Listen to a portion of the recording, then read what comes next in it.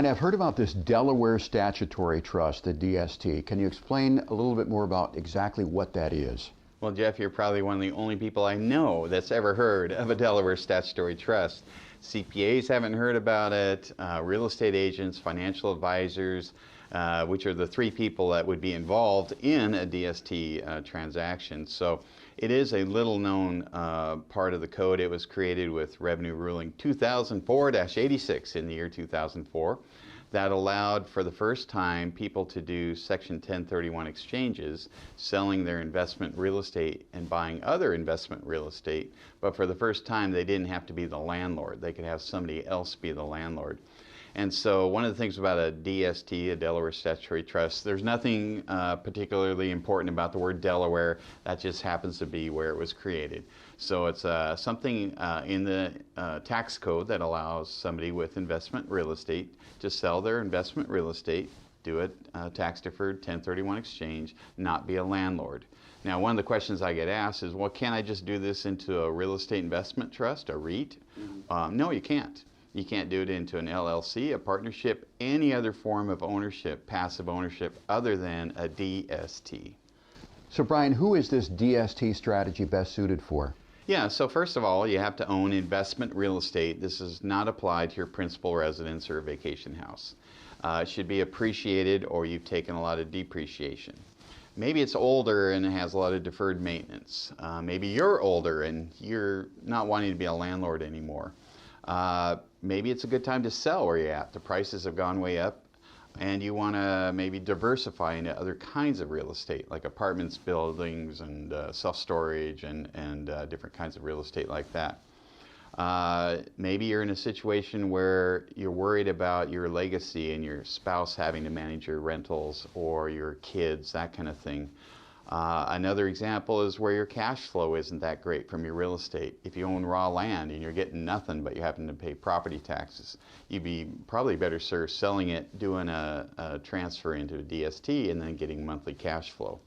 And finally, if you just want to retire from being a landlord. So there's a lot of people where this strategy might be suited for. So Brian, it sounds like there are a lot of good upsides to a DST, but why would someone not want to do a Delaware Statutory Trust? This is probably the best question because whenever I talk about this, it's like, okay, what's the catch? That sounded really good. And like any investment product out there, there are negatives. There is no perfect investment.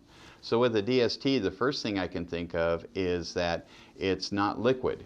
So my tired old joke I use on our radio show is if you need an emergency Bugatti in 2 years, don't do a DST. Just sell it, pay the tax, and buy your Bugatti. You can't just sell a DST. They will sell on their own in the years between, say, years 4 and 10, not beyond 10. So they're not liquid. Some people just aren't ready to retire from real estate. It's kind of their life. It's what they like to do. And I was talking to this one guy, I remember he was saying, gee, if I didn't change toilets and fix houses, I don't know what I'd do with myself. I don't have kids, I don't have a wife, I don't have hobbies, I don't have interests. That's all I know. I said, well, I don't want to kill you, don't do a DST. I said, but can I give you some advice? He said, well, sure. I said, you might want to hire a life coach. That's all he had was being a landlord.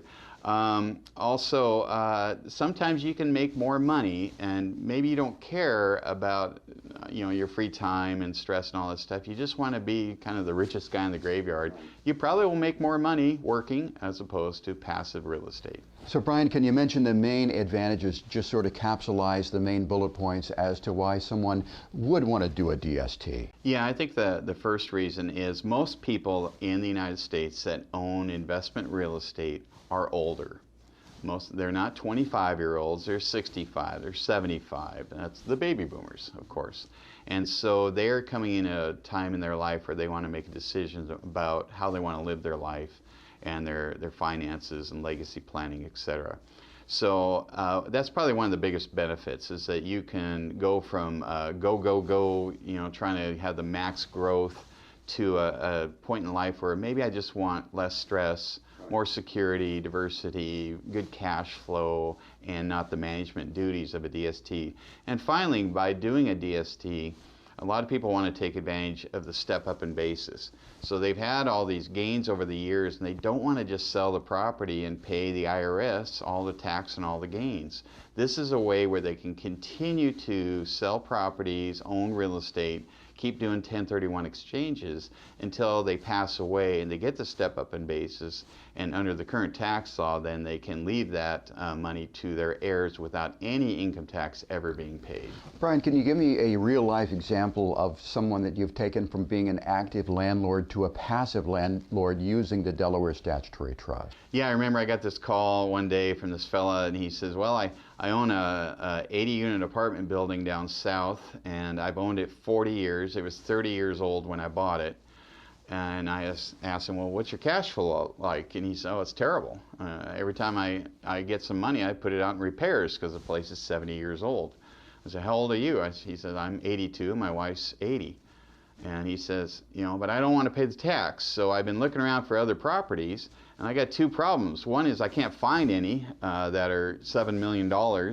And the other thing is I have $3 million in debt. I got to get a new mortgage to qualify.